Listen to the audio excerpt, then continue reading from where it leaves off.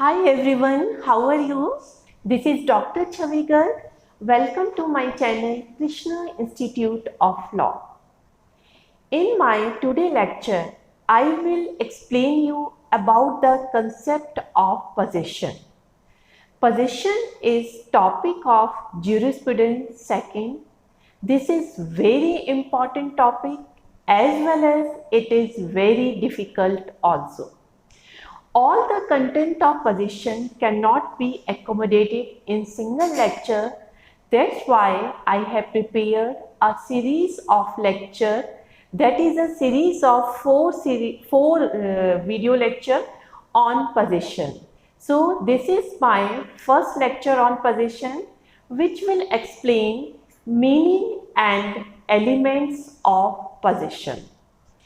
तो आप लोग पोजेशन का ये जो मीनिंग मैं आपको बताने वाली हूँ, इसको बहुत ही अटेंटिवली सुनिए, क्योंकि ये बहुत ही डिफ़िकल्ट, बहुत ही इम्पॉर्टेंट टॉपिक है और 20 मार्क्स का क्वेश्चन इसमें से जनरली एग्ज़ाम में आता ही आता है। तो लेट्स स्टार्ट। देखिए, पोजेशन किसे कहते हैं? पोजेशन और ओनरशिप, बहुत सी बार क्या होते हैं, बच्चे इन दोनों वर्ड में कंफ्यूज हो जाते हैं। तो सबसे पहले तो आपको ये समझना है कि पोजेशन एक अलग चीज़ होती है और ओनरशिप एक अलग चीज़ होती है। तो आज हम जो आपको बता रहे हैं वो पोजेशन के बारे में बताएंगे। पोजेशन होता है कि अगर आपका किसी ऑब्जेक्ट के ऊपर फिजिकल कंट्रोल है, you have to note this word, that if any person has physical control over a thing or object, तो वो कहलाता है कि आपके पास उस थिंग या ऑब्जेक्ट का पोजेशन है। और पोजेशन के साथ आपके पास इंटेंशन भी होनी चाहिए कि आप उस चीज़ को पोजेस करना चाहते हैं।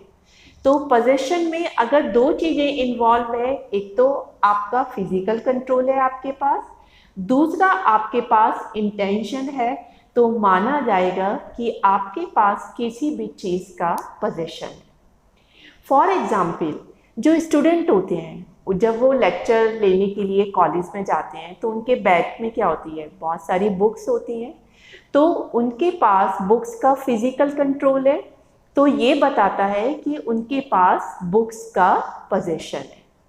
फॉर एग्जाम्पल, अगर आपने एक रिस्ट वॉच बांधी हुई है अपने हाथ पे, तो आपका क्या है, फिजिकल कंट्रोल है उसके ऊपर, तो आपके पास उस वॉच का जो है पोजेशन है। आप अपने घर में जाते हो, आप जब भी जाते हो अपना एसी जो है चला के जो है ठंडे ठंडे कमरे में बैठते हैं, तो इट मीन्स आपका क्या है, एसी पे जो है फिजिकल कंट्रोल है। तो अब आपको पोजीशन क्लियर हो गया कि जब भी आपके पास किसी चीज़ का फिजिकल कंट्रोल होता है तो वो पोजीशन कहलाता है, और इसमें आपके पास उसकी इंटेंशन जरूर होनी चाहिए कि आपको वो थिंग जो है पोजेस रखनी है। तो मैंने आपको 3 एग्जाम्पल दिए कि अगर आपके पास बुक्स हैं, अगर आपके पास एसी हैं, अगर आपके पास वॉच है। ऐसे डेली लाइफ में हज़ारों एग्जाम्पल होते हैं जब आपके पास किसी चीज़ का जो है पोजेशन होता है। तो ये तो था मीनिंग ऑफ पोजेशन। अब हम इससे रिलेटेड कुछ इम्पॉर्टेंट पॉइंट डिस्कस करेंगे जो आपको ज़रूर पता होने चाहिए। देखिए, फर्स्ट पॉइंट क्या कहता है कि possession is evidence of ownership. जो पोजेशन है, प्राइमा फेसी हमारी क्या एजम्पशन आती है किसी चीज को देखकर कि अगर इस व्यक्ति के पास इस चीज का पोजेशन है तो इसका मतलब वो उसका ओनर भी है। तो पोजेशन को देख के जो हमारी प्रिजम्पशन होती है वो यही होती है कि वो किसी चीज का जो है ओनर भी है। इसे मैं आपको एक एग्जाम्पल से समझाती हूँ तो आपको और अच्छी तरह से समझ में आएगा। फॉर एग्जाम्पल, आप अपने फ्रेंड के पास पहुँचते हैं अपनी एक कार को ड्राइव करते हुए। आप अपने फ्रेंड पे जो है रॉब मारते हुए कहते हैं, अरे यार मैंने तो आज ये जो है मर्सिडीज कार खरीदी है। तो आपका फ्रेंड देखेगा कि वो कार ड्राइव करके आ रहा है, चाबी भी उसके हाथ में है, तो आपका जो है उस मर्सिडीज कार पे पोजेशन है। तो पोजेशन को देख के ही वो ये श्योरिटी मान लेगा कि हाँ आपने ये खरीदी है, आप इसके ओनर भी हो। इसी से रिलेटेड एक दूसरी चीज भी हो सकती है कि आप अपने फ्रेंड के पास आते हो और कहते हो अरे यार आज तो मैंने जो है मर्सिडीज कार खरीदी है, लेकिन मैं जो हूँ कार लेके नहीं आया हूँ, कार मेरे घर पे है। तो आपके मन में क्या आएगा प्रिजम्पशन, अरे ये तो बहुत फेक हुआ है, झूठ बोल रहा है, अगर कार खरीदता तो क्या ये लेकर ना आता, तो क्या इसके पास पोजीशन ना होता, ये तो झूठ कह रहा है कि मेरे घर पे रखी है। तो these are the natural presumption जो कि दूसरे व्यक्ति के दिमाग में आती है। तो इससे क्या पता चलता है कि अगर आप किसी को पोजीशन दिखा रहे हो तो दूसरा समझता है कि वो ओनर है, चाहे आपकी प्रिजम्पशन वो गलत ही हो। जैसे हमने फर्स्ट एग्जाम्पल में देखा कि वो कार लेकर आता है, तो आप क्या समझ रहे हो कि वो ओनर भी है, क्योंकि वो कह रहा है मैंने इसकी खरीद ली। और हो सकता है ये गलत भी हो, वो जो है अपने चाचा की या अपने किसी रिलेटिव की मर्सिडीज लेकर आया हो, ऐसा भी हो सकता है। और दूसरा एग्जाम्पल क्या था कि वो कहते हैं कि मैंने कार खरीद ली है लेकिन मेरे घर पे है, लेकिन आपने क्या सोचा कि ये तो बहुत फेक हुआ है, शो ऑफ कर रहा है, इसने कार वार कोई नहीं खरीदी क्योंकि इसके पास तो पोजीशन दिख ही नहीं रहा है। लेकिन एक्चुअली में क्या हो सकता है कि उसने एक्चुअली में कार खरीद ली है, लेकिन उसने घर पे ही रखी हुई है क्योंकि उसके पेरेंट्स ने उसे कहा है कि बेटा पहले प्रैक्टिस अच्छी तरीके से कर लो तभी इसे ओपन में लेके जाना, क्योंकि it is very expensive car. तो आपकी प्रिजम्पशन गलत भी हो सकती है। बट नॉर्मल केस में जो हम एक प्रिजम्पशन लेते हैं वो यही लेते हैं कि अगर किसी व्यक्ति के पास किसी चीज का पोजीशन है तो इसका मतलब हम मान लेते हैं कि उसके पास ओनरशिप भी है। तो ये चीज क्लियर हो गई।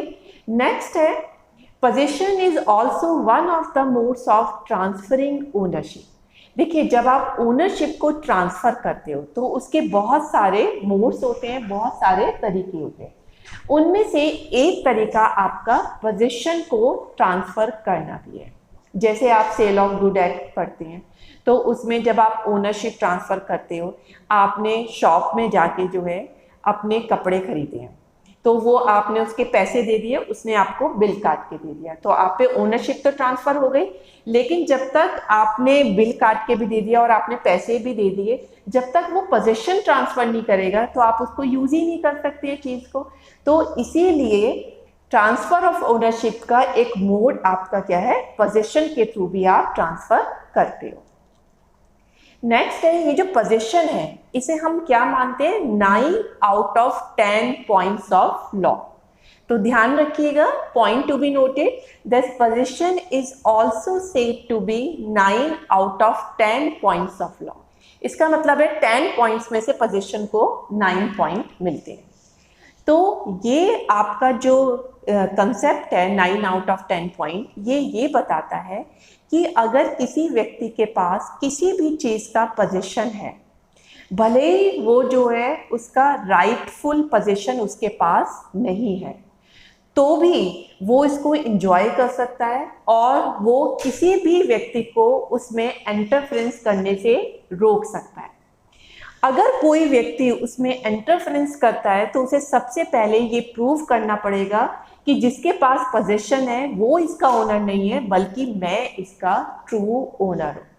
तो इट मीन्स अगर किसी व्यक्ति के पास राइटफुल पोजीशन नहीं भी है तो भी वो जो है अगेंस्ट होल वर्ल्ड जो है उस चीज को एंजॉय कर सकता है, यूज कर सकता है, एक्सेप्ट द ट्रू ओनर। तो इसीलिए कह रहे थे सिर्फ एक बंदे को छोड़ के, तो इसीलिए इसे बोलते हैं 9 out of 10 points of law. इसमें हम एक एग्जाम्पल लेते हैं। फॉर एग्जाम्पल कोई चोर है, उसने जो है आपकी जो है कोई डायमंड रिंग जो है चुरा ली है। अब जो चोर ने जब चुराई तो पोजीशन किसके पास है, अब तो पोजीशन तो थेफ्ट के पास, जो चोर कर रहा था थीफ उसके पास चला गया क्योंकि उसने थेफ्ट से वो डायमंड रिंग अपने पास ले लिए। तो अब वो उसे पहन भी सकता है, कुछ भी कर सकता है, वो उसको ये किसी को अधिकार नहीं देगा कि कोई उसमें इंटरफेरेंस करे। अगर ट्रू ओनर को पता चलता है तो उसे ये प्रूव करना पड़ेगा कि ये जो गोल्डन या डायमंड रिंग उसके पास है वो मेरी है। तो इसीलिए चाहे आपके पास राइटफुल पोजीशन नहीं भी हो तो भी आप इसे यूज कर सकते हैं। और ये जो पोजीशन टर्म है ये दोनों उसमें यूज होती है लॉ में, सिविल लॉ में भी यूज होती है और क्रिमिनल लॉ में भी यूज होती है। अब मैं आपको बताती हूँ कि सिविल लॉ में ये कैसे यूज होती है। सिविल लॉ में आपने देखा बहुत सारे लॉ होते हैं, जैसे कि लॉ ऑफ टॉर्ट आपने पढ़ा होगा, कॉन्ट्रैक्ट पढ़ा होगा, प्रॉपर्टी पढ़ा होगा। तो कॉन्ट्रैक्ट में अगर बाय मिस्टेक आप अपनी चीज दूसरे के पास छोड़ देते हो, उसका पोजीशन दूसरे के पास पोजीशन आ गया और वो उसे अपनी चीज समझ के यूज करने लगता है, तो वो कन्वर्जन का क्या हो जाता है, एक्यूज्ड हो जाता है। तो इस तरह से पोजीशन चेंज होने से ही आप क्या हो जाते हो, कन्वर्जन के भी दोषी कहलाते हो। दूसरी तरफ लॉ ऑफ टॉर्ट देखिए, अगर किसी के पास कोई लैंड है जो उसके पोजीशन में है, अगर कोई दूसरा व्यक्ति बिना उसकी परमिशन के उस लैंड में एंट्री करता है, तो ये किसका एग्जाम्पल हो जाएगा, ट्रेसपास का, और उस व्यक्ति को हम ट्रेसपास के लिए जो है रिस्पॉन्सिबल ठहरा सकते हैं। तो इसका मतलब पोजीशन से रिलेटेड लॉ में भी जो है बहुत सारे कॉन्सिक्वेंस हो सकते हैं। सेम वे आप क्रिमिनल लॉ में देखिए, क्रिमिनल लॉ में जो चोरी है, जो थेफ्ट है, वो क्या कहती है, अगर आपने किसी के पोजीशन में से बिना उसकी परमिशन के कोई चीज ले लेते हो, तो वहां भी जो लॉ ने मेंशन किया है कि पोजीशन में से, उन्होंने ये नहीं लिखा है कि राइटफुल ओनर, तो वहां पे भी उन्होंने पोजीशन वर्ड का ही यूज किया है। तो इससे पता चलता है कि पोजीशन चाहे वो सिविल लॉ हो चाहे क्रिमिनल लॉ, हर जगह ही जो है बहुत ज़्यादा इम्पॉर्टेंट है। इसका नेक्स्ट एक और इससे रिलेटेड इम्पॉर्टेंट पॉइंट हो सकता है कि जो लॉ है वो हमेशा जो है पोजीशन को जो है प्रोटेक्शन देता है।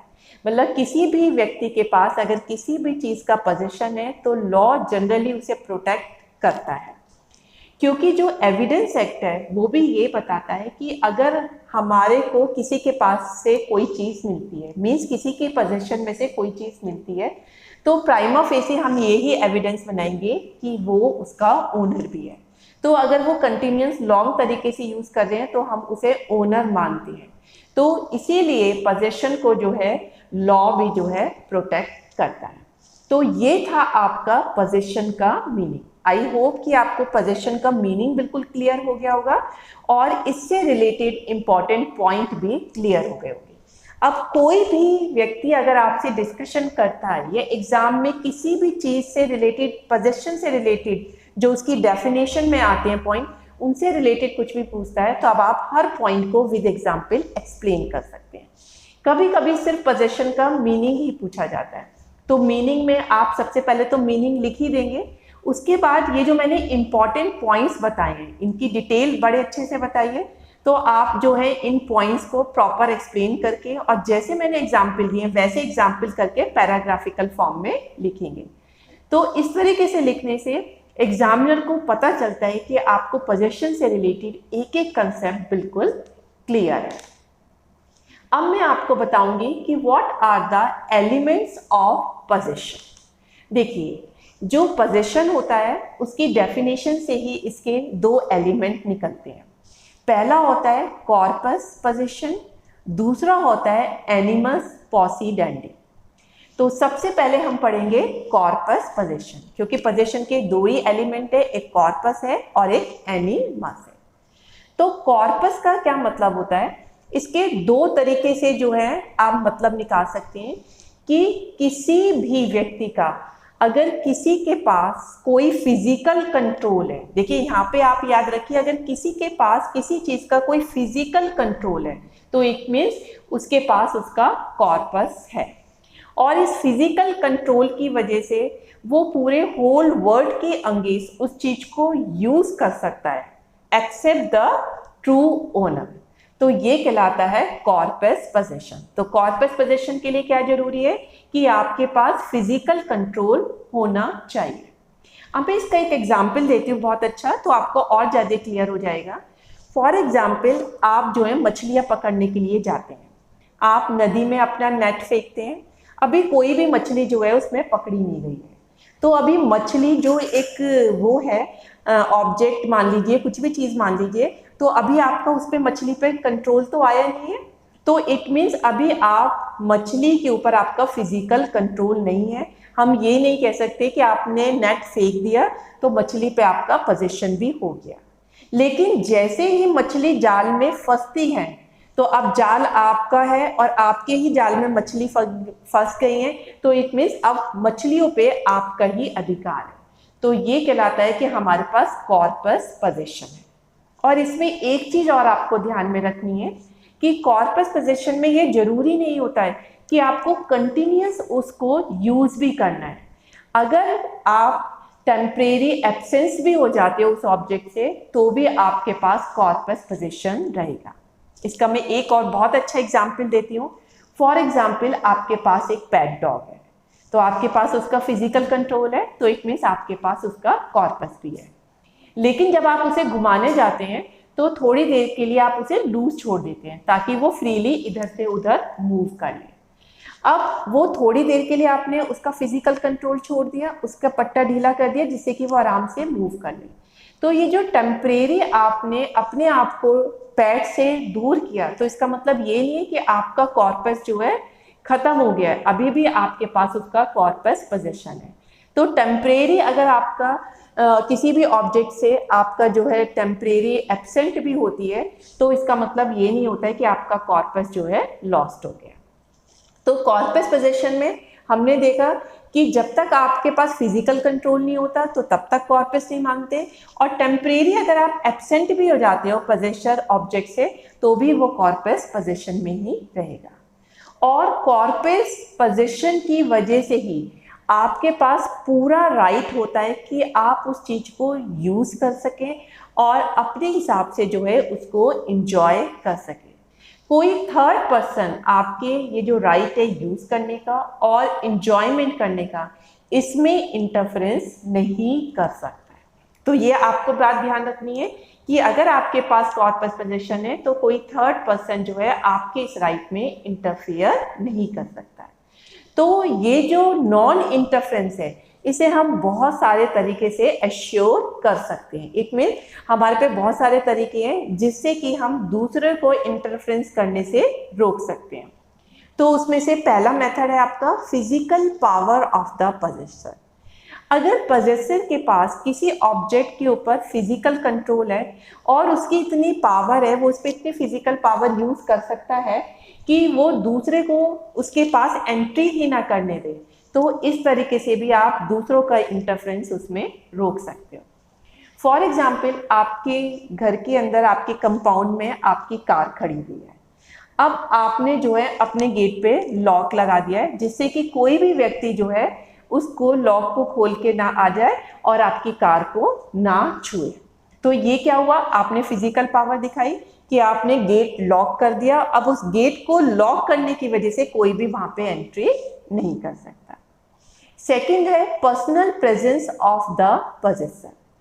देखिए कभी कभी क्या होता है, हमारे पास फिजिकल पावर तो नहीं है कि हम किसी को रोक सके किसी और तरीके से, कि जैसे गेट लॉक कर दिया या आपने किसी चीज को लॉक में बंद कर दिया, लेकिन अगर आपकी प्रेजेंस है ऑब्जेक्ट के पास तो आपकी पर्सनल प्रेजेंस ही दूसरे को उसमें इंटरफेयर करने से रोकती है। फॉर एग्जाम्पल एक छोटा सा बच्चा है, तो छोटे बच्चे नॉर्मली बड़े डेलिकेट होते हैं। अब उसकी हथेली में उसने एक मुट्ठी बंद कर रखी है, अब उस मुट्ठी में एक कॉइन है, तो यहाँ पे कॉइन जो है उस टाइम पे वो जो है फिजिकल प्रेजेंस है पोजेसर की, तो यहाँ पे माना जाएगा कि उस बच्चे का उस कॉइन के ऊपर पोजीशन है और कोई भी उसके इस राइट में इंटरफेरेंस नहीं कर सकता, भले ही उस पर इतनी फिजिकल पावर नहीं हो कि कोई भी आके उसकी मुट्ठी खोल के जो है उसका कॉइन निकाल सकता है। तो खाली वो प्रेजेंस भी होगा तो भी जो है दूसरे लॉ कहता है कि कोई भी व्यक्ति उसके राइट में इंटरफेरेंस नहीं कर सकता। नेक्स्ट पॉइंट होता है सीक्रेसी। इट मीन्स कि अगर आप अपनी चीज को छुपा के रख देते हो, ठीक है, कोई सीक्रेट प्लेस पे रख देते हो जिससे कि दूसरे को उसकी जानकारी नहीं मिले, तो इस तरीके से भी आप दूसरे को इंटरफेरेंस करने से रोक सकते हो। फॉर एग्जाम्पल आपने अपनी ज्वेलरी जो है एक लॉकर में बंद रख दी है और किसी को भी नहीं पता आपका लॉकर कहाँ पे है, तो आपने बड़ी सीक्रेसी रखी है ज्वेलरी को रखने में, तो इट मीन्स कोई भी आपकी ज्वेलरी निकाल ही नहीं सकता क्योंकि आपने ऐसे सीक्रेट प्लेस पे रख दी है कि लोगों को ढूंढने में उसे बहुत डिफिकल्टी हो सकती है। नेक्स्ट है इसका विजिबिलिटी ऑफ द क्लेम। देखिए अगर लोगों को ये दिखाई दे रहा है कि आपके पास पोजीशन है और आप उसे ओपनली पब्लिक में किसी चीज को यूज कर रहे हो, तो इसका मतलब लॉ मानता है कि ये विजिबिलिटी ऑफ क्लेम है पोजेसर की, कि अगर आप ओपनली पब्लिक में कोई भी चीज यूज कर रहे हो तो उससे हम यही लगाते हैं अंदाजा कि वो व्यक्ति उसके पोजीशन में है और कोई भी थर्ड पर्सन जो है उसके इस राइट में इंटरफेरेंस नहीं कर सकता है। नेक्स्ट पॉइंट है हमारा protection afforded by the position of other things. कभी कभी क्या होता है, हमारे पोजीशन में एक चीज़ होती है लेकिन कुछ चीज़ें उस पहली चीज़ के साथ अटैच होती हैं, तो हमारा पोजीशन जो है दूसरी चीज़ों के पे भी हो जाता है और कोई भी हमारे इस राइट में इंटरफेयर नहीं कर सकता। इसका सबसे अच्छा एग्जाम्पल है, हमने एक लैंड खरीदी, तो लैंड के ऊपर या लैंड के अंदर कोई भी चीज़ है तो उस पर भी हमारा ही पोजीशन माना जाएगा। फॉर एग्जाम्पल, आपने लैंड खरीदी, जब आप उसकी खुदाई कर रहे थे तो आपके उसके अंदर से एक बॉक्स में जो है सिक्के भरे हुए मिलते हैं, तो वो लैंड आपकी है, तो वो जो सिक्कों का बॉक्स है वो भी आपका ही कहलाएगा, क्योंकि लैंड के ऊपर जो भी चीज़ें हैं और जो लैंड के नीचे अगर आपको मिलती हैं तो उस पर भी आपका पोजीशन है। कोई भी आके ये क्लेम नहीं करेगा कि ये सिक्के जो हैं मेरे हैं। तो ये था आपका कॉर्पस पोजीशन।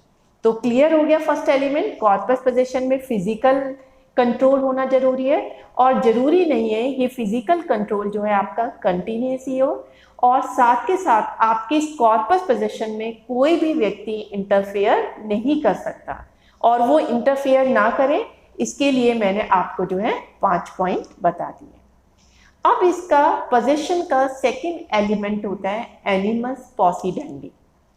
देखिए एनिमस का क्या मतलब होता है, एनिमस कहलाती है आपकी इंटेंशन, जो पोजेसर है उसकी जो विल होती है।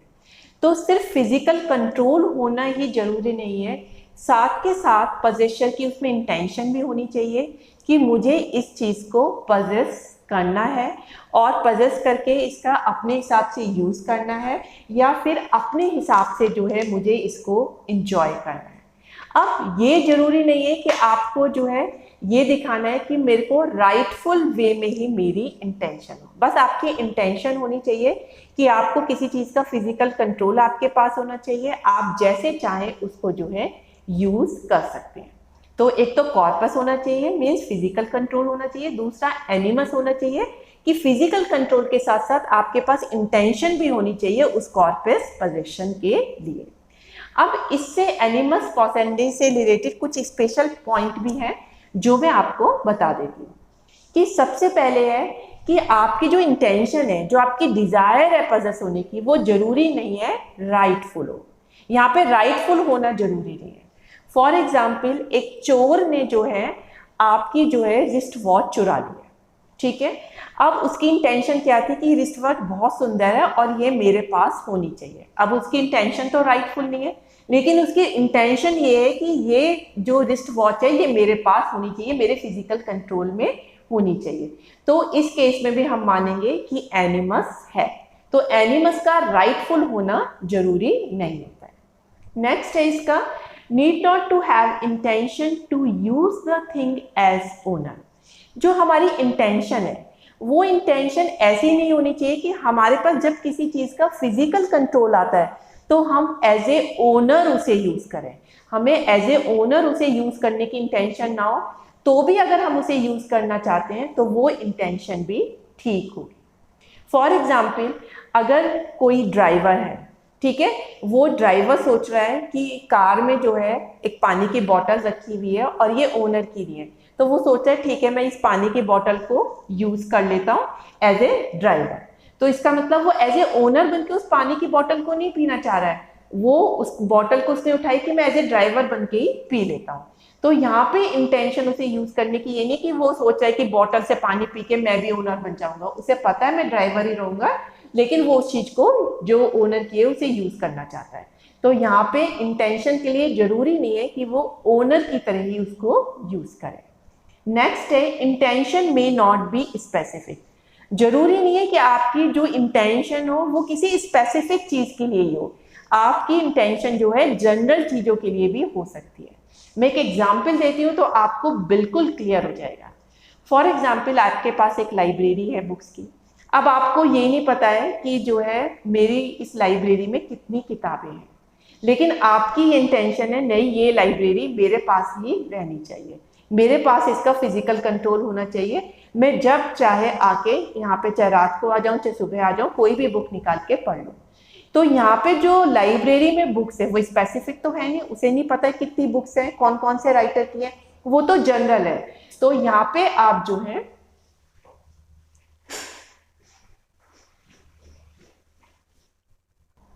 तो हम देखते हैं कि इंटेंशन में हमें जो है स्पेसिफिक कंट्रोल होने की ज़रूरत नहीं होती है। जनरल चीज़ों पे अगर हमारा फिजिकल कंट्रोल है तो वो इंटेंशन भी इंटेंशन मानी जाती है। मैं आपको इसका एक और एग्जाम्पल देती हूँ। फॉर एग्जाम्पल, आपने जो है नेट में मछली पकड़ी है, अब आपको नहीं पता उसमें 10 मछली है 5 मछली है, तो इसका मतलब एक जनरल आप जो है इंटेंशन कर सकते हो कि इस नेट में जितनी भी मछलियां हैं वो सारी की सारी मेरी है। तो इंटेंशन आपकी क्या है, जो भी मछली है वो मेरी है, तो वहाँ पे स्पेसिफिक होने की जरूरत नहीं है। इसमें आपको पोजीशन से रिलेटेड मैं एक बहुत अच्छा केस बताती हूँ, एन मजूमदार वर्सेस स्टेट का। कौन सा केस था ये, एन मजूमदार वर्सेस स्टेट। इसमें पुलिस जो है एक्यूज्ड के घर पे जाती है। उनको ये होप होती है कि वो इसके घर से जो है एक पिस्टल को जो है बरामद करेंगे और आर्म्स एक्ट में उसको बुक कर देंगे। वो उसको पूरा घर छान मारते हैं लेकिन उन्हें वो पिस्टल कहीं नहीं मिलती है। फिर जो है वो जो एक्यूज्ड होता है अपनी वाइफ को 2 मिनट कुछ कहता है और उसकी वाइफ घर से बाहर जाती है और पिस्टल लेके आ जाती है और पुलिस को दे देती है। तो पुलिस उसको जो है आर्म्स एक्ट में जो है बुक कर लेती है कि आपके पास से पोजीशन मिला है, तो इसलिए जो है आपके पास से पोजीशन है, तो ये शो करता है कि आप ही जो है इसके ओनर भी हो।